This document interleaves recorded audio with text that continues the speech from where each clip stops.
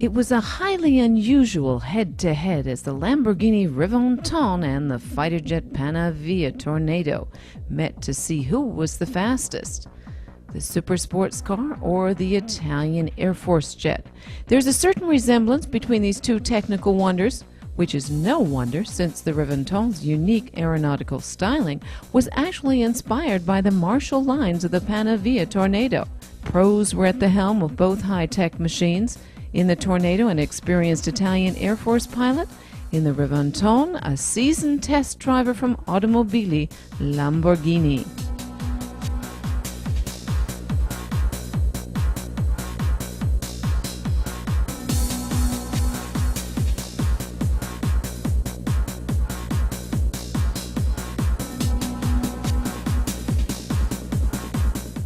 The venue for this acceleration duel was the 3-kilometer runway at the Gadi military airport near Brescia, the home of the 6th Italian Air Force Squadron.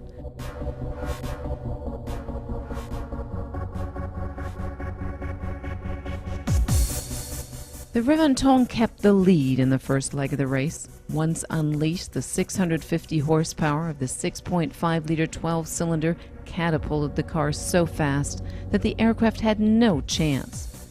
With an acceleration time of only 3.4 seconds from rest to 100, the Lamborghini Reventon proved clearly superior to the Tornado. Of course, the super sports car is much lighter than the jet. Thanks to its carbon fiber body, the Reventon tips the scales at only 1,660 kilograms, while the Tornado weighs in at around 20 tons. Because its two turbines with an active afterburner produce an enormous 7,400 kilogram force of thrust, it was no chore for the Tornado to catch up with the Reventon and take off immediately and soar past the Lamborghini at the end of the runway, going 340 kilometers per hour.